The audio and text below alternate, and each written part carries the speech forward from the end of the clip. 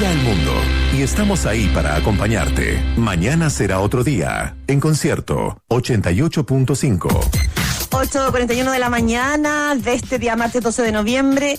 Ya está en estudio Tomás Pérez Acle. Miren esto, biólogo computacional. Ustedes van a decir qué es, ya le vamos a preguntar. Y además es investigador de la Fundación Ciencia y Vida, profesor del Centro Interdisciplinario de Neurociencia de la Universidad de Valparaíso. ¿Y por qué está con nosotros? Vamos a hablar de, biología computacional, pero sobre todo de fake news. ¿Cómo? Las noticias falsas, que no es que llegaron a Chile ahora, este es un fenómeno que explotó en el mundo hace ya un rato largo, llevará por lo menos 2 años dando vuelta, o quizá un poco más.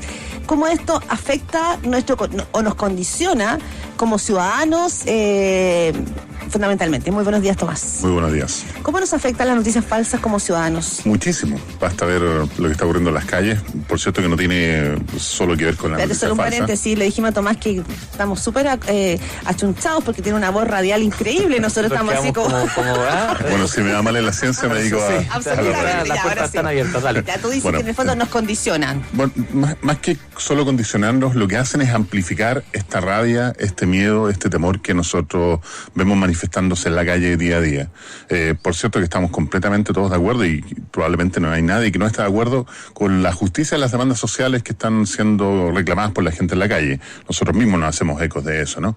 Pero la rabia, la frustración que nosotros vemos en la calle no solo tiene que ver con la presión de este sistema tan injusto que hemos construido a lo largo de los años, ¿no? Como país, sino también tiene que ver, entre otras cosas, cómo nos hacemos cargo o cómo no nos estamos haciendo cargo de las noticias falsas, los rumores que circulan por internet. En ese sentido, Tomás, ¿por qué una fake, por qué una noticia falsa tiene, lo han dicho expertos en comunicación, 70-80% más posibilidades de ser repetida, retuiteada, reenviada? Porque ¿a qué apela la noticia falsa que hace que la gente la reenvíe con mayor facilidad? Bueno, un dato que es muy interesante y que salió publicado hace muy poco en una revista internacional muy famosa de ciencia, Science se llama esta, hizo un estudio de qué pasaba con las fake news, particularmente en Estados Unidos, durante 11 años, 2006 a 2017, a través de redes sociales, particularmente Twitter y otras redes sociales que son abiertas, no es el caso de Facebook. Y se descubrió que una noticia falsa tenía 100 veces más posibilidades de ser retuiteada, reenviada a otras personas que una noticia verdadera. ¿Por qué? Y esa es la pregunta esencial. ¿Por qué? Porque acaso nos gustan las noticias falsas, bueno, quizás tiene que ver con eso, pero los expertos al final lo que a la conclusión que han llegado es que tiene que ver principalmente con la forma en que está estructurada una noticia falsa. Una noticia falsa apela a la sorpresa, esa es la primera cosa relevante. A la reacción, quizás. A la reacción, pero apela a la sorpresa desde la emoción. Es raro ver una noticia falsa, probablemente ni siquiera existe, que apela a la felicidad, al relajo. Pero perdona una cosa, yo siempre me he preguntado, la persona que hace esta noticia, o sea, que genera la noticia falsa, me imagino que lo hace pensando que eso va a enganchar con algún temor o una necesidad de otro por querer creer esa noticia falsa. Bueno, ahora que entendemos que las noticias falsas apelan principalmente a las emociones y a dos emociones que están muy arraigadas en nosotros como seres humanos, que son la ira y el miedo. Son las dos principales emociones que apelan a las noticias falsas. Dado que ese es un mecanismo para engancharnos, ahora uno también debería preguntarse por qué se producen estas noticias falsas. La primera fuente es, por cierto, un error. Bueno, yo tomé uno de los videos de las cámaras que tenemos en nuestros bolsillos, que abundan, más del 66% de las personas del mundo tiene una cámara en un bolsillo, y empiezo a filmar una situación, pero justo la empiezo a filmar desde el momento equivocado, porque no vi la causa, estoy viendo solamente la consecuencia, por ejemplo. Y por lo tanto, la tuiteo erróneamente porque hice un juicio de opinión y me equivoqué. Entonces la primera fuente es una equivocación. La segunda, querámoslo o no, es la propaganda. Y eso tiene que ver principalmente con un fenómeno que está ocurriendo en las redes sociales, que es muy grave, con esta polarización de la sociedad que ocurre principalmente a nivel de las redes sociales.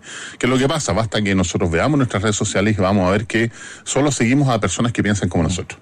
Basta que alguien tire un tweet o haga un post en Facebook que no nos guste, que vaya en contra de lo que nosotros opinamos y lo eliminamos. Entonces, de a poco vamos creando lo que en la sociología comunicacional en esa comunidad se llama la cámara de eco digital. Yo solo escucho a aquellas personas que piensan como yo. Ahí yo quiero hacer un pequeño acápite, porque ayer yo trabajo en TVN y nos tocó justamente, entre comillas, sufrir lo que es una fake news. Claro. Nosotros emitimos una noticia el domingo sobre un incendio en una sucursal de un Banco Estado en Providencia y fuimos ayer fruto del escarnio. Todos los medios de comunicación tenemos nuestras formas de filtrar y todas se equivocan. Somos seres humanos, los medios de comunicación están construidos por seres humanos. Y ayer en Buen Chile nos hicieron bolsa. Exacto. Y nosotros después de la noche comprobamos de que todo lo que se nos había acusado era falso, de que el incendio no era falso, de que esas llamas que a muchos les parecían que eran falsas tenían una explicación científica explicada por un bombero que explicaba por qué la llama era así. Y a mí me llama la atención, Tomás, aquí la reacción no solamente de la gente, porque tú después explicas y da lo mismo, a la gente no le hace sentido. Y aquí también una acotación solamente a nivel personal. La reacción incluso de colegas nuestros, de gente que trabajó con nosotros, del colegio de periodistas, que hoy día parece más una escuela proselitista de defender ciertas posturas, ciertas esquinas ideológicas, que defender la labor del periodismo. Entonces ahí ya me parece, Tomás, que estamos absolutamente en un peligro que va más allá quizás de la propagación derechamente de noticias falsas, sino que de repente instituciones que están, que se supone que debieran defender cierto ejercicio profesional, sencillamente están escondiendo intereses políticos que al final terminamos en esto. Hace prácticamente 24 horas que el Colegio Periodista en su cuenta de Twitter nos hizo bolsa, en el sentido que estamos creando noticias artificialmente y todavía no lo desmienten, sabiendo que la noticia es falsa. Bueno, ahí vemos varios elementos que están en tela de juicio, ¿cierto? Uno es la credibilidad de la prensa, que tiene que ver necesariamente, entre otras cosas, con el efecto de las noticias falsas. Es decir, en la medida en que los medios se van haciendo eco de las noticias falsas, y muchas veces están tan bien construidas, ya sea porque me equivoqué o ya sea porque a propósito hago algún tipo de afán publicitario o propagandístico, los medios han hecho eco de estas noticias y lamentablemente las han difundido, ¿no? Todos nos equivocamos. El que está libre de pecado tira la primera piedra, y seguramente nadie está libre y todo el mundo hemos difundido algún tipo de noticia falsa. Eso es lo primero que tenemos que entender. Y lo otro es que tenemos que exacerbar las medidas para dar de entender si lo que estamos viendo a punto de informar es falso o no. Espérame, estamos con Tomás Pérez Acle, biólogo computacional. Tú eres científico. Sí. Y yo me pregunto, si uno piensa en a ver, ¿por qué? Porque una cosa es que está de moda, entonces las noticias falsas apelan a las emociones, entonces las reproducimos. Pero me pregunto si el ser humano, que hoy tiene acceso a la tecnología, que se comunica, todos nos comunicamos de otra forma. Hoy día el WhatsApp, uno se comunica con los amigos más así, que tomándose el café en la esquina, nos miramos menos. ¿Por qué queremos creer? ¿O no queremos confirmar? ¿O no queremos profundizar? ¿Por qué nos estamos acostumbrando a vivir en la superficie de 280 caracteres? Claro, bueno, eso tiene que ver con lo que estaba diciendo en su instante, ¿no? Este fenómeno se han exacerbado en las redes sociales por dos elementos muy particulares, tres en realidad. El primero es esta cámara de eco. Solo en las redes sociales seguimos a las personas que piensan como nosotros. Lo segundo es que... Ahí, perdona, lo recomendable entonces es abrir tu comunidad. Abrir tu comunidad, tender puentes, de seguir a los que no te caen bien. El que opina absolutamente lo contrario tú, a ese tienes que seguirlo, porque de esa manera vas ampliando tus puntos de vista, te despolarizas desde ese punto de vista. El otro fenómeno, aunque cuesta, yo lo hago a propósito, con algo de medio morbo también a veces por lo que ocurre, pero lo hago, ¿no? Lo segundo es que cuando tengo esta cámara de eco, además se produce lo que se llama el sesgo de confirmación. ¿Qué quiere decir eso? Si todo el mundo lo dice, esto tiene que ser verdad. Claro. Y eso todo el mundo lo está diciendo porque toda la gente opina como yo, y toda esta gente además tiene sus propias cámaras de eco. Entonces, el segundo elemento. El tercer elemento, que tiene que ver principalmente con la gente joven, que ustedes saben, no se informa por los medios tradicionales. O sea, la fuente de información, para mucha gente, lamentablemente, particularmente los jóvenes, las redes sociales son casi tan o más importantes que la vida física, ¿no? El cyberbullying y otras cosas son muy complejas en los jóvenes. Entonces tenemos estos jóvenes que se informan prácticamente por las redes sociales de manera exclusiva. Todos tienen estas cámaras de eco, todos se enfrentan a este sesgo de confirmación porque constantemente están recibiendo mensajes que confirman su forma de pensar, y por lo tanto cuando tú tiras una noticia falsa en ese contexto se viraliza de forma inmediata, porque todo el mundo lo dice, y por lo tanto como todo el mundo lo dice es verdad, y yo por lo tanto también quiero hacerme parte de la solución, que eso tiene que ver con otro elemento también. Si yo veo un problema, estoy viendo una noticia falsa que apela a mi emoción, a la ira, a la rabia, necesito hacer algo. Pero incluso, Tomás, hay gente que aquí nos aportaba nuestro director de la radio, Sergio Cancino, gente que sigue cuentas que son parodias, cuentas que son falsas. Sí. La tenemos, está en Canal 13, TVN, las radios más importantes, EMOL, otras radios. Sí. Y la gente repite como si fuera verdad. La gente al final... Es como una suerte, no sé, uno ve Twitter al final, estas últimas 3 semanas, 25 días... Yo caí el otro día, tuve que pedir disculpas aquí mismo al aire. Pero al final Twitter significa, o está haciendo una suerte como, no sé, no tengo el calificativo, pero es una suerte como casi de resumidero. Bueno, en cierta medida es resumidero de nuestras emociones, particularmente de la ira y el miedo, que son estas emociones fundamentales que explotan las redes, las noticias falsas, ¿no? Ahora, de todas maneras, hay que estar consciente de lo que está pasando ahí, porque, y insisto en esto, los jóvenes se informan a través de las redes sociales. ¿Cuál peligro hay ahí, precisamente, Tomás, en que nos informemos por redes sociales? En Estados Unidos, recordemos cuando salió Donald Trump y todo el escándalo por cómo se manejaron las elecciones y las campañas a través de redes sociales, muchos medios tradicionales incluso se empoderaron, tomaron la decisión como el New York Times y dijeron, a ver, la campaña que tuvieron de suscriptores, y se ha ido fortaleciendo el periodismo de los grandes medios. ¿Aquí en Chile podría pasar lo mismo? Pero perdona, hacer una cosa, Andrés, para darle también el punto.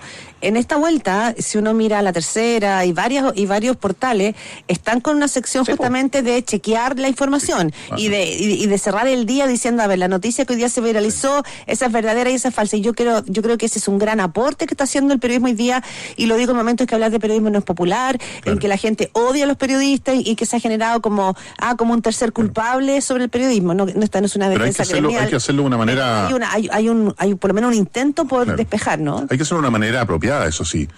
Porque si yo voy a usar el medio tradicional para chequear las noticias falsas, nadie me va a seguir. O sea, claro, vamos a ir a ver algunos del medio tradicional, pero la gente es como la gran masa que está en la calle, no lee los radios, no lee los diarios, no sigue la radio, ni menos la televisión. Hay que ir directamente a la fuente, en el lugar donde se produce la noticia falsa.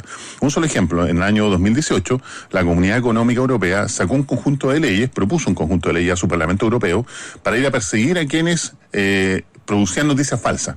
No sirvió absolutamente de nada, porque nuevamente es una cuestión que viene desde arriba hacia abajo, top down, decimos de manera ciútica, ¿no? En cambio, si uno quiere luchar contra la noticia falsa, hay que ir al lugar donde se producen, hay que estar presente en las redes sociales. Twitter es cierto que es un resumidero particularmente de emociones, pero si no estamos conscientes de lo que está pasando ahí, y si nosotros no tratamos de luchar con las noticias falsas en el lugar donde se producen, malamente lo vamos a lograr. Estamos con Tomás Pérez Acle, biólogo computacional. Es una pregunta súper naif, y la voy a hacer igual.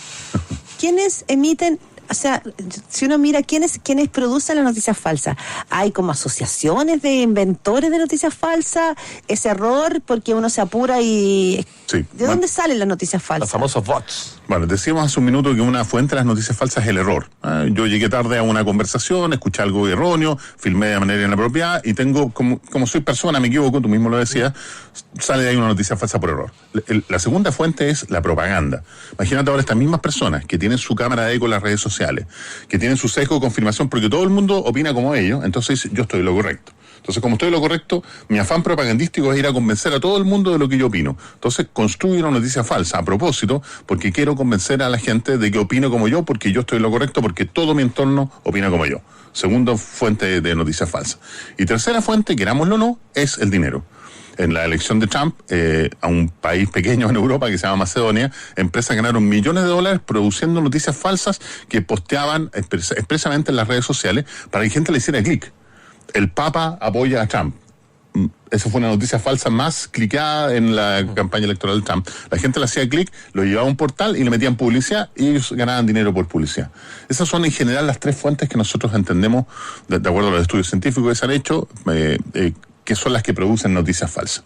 Por lo tanto, hay que luchar contra cada una de ellas de la manera apropiada. Yo podría tratar de pasar una legislación para evitar noticias falsas a nivel de empresa, pero si quiero ir a pelear contra el gallo que realmente quiere, o la persona que quiere hacer con un afán propagandístico, tengo que ir a la red social, tengo que estar presente, desmentir en la red social.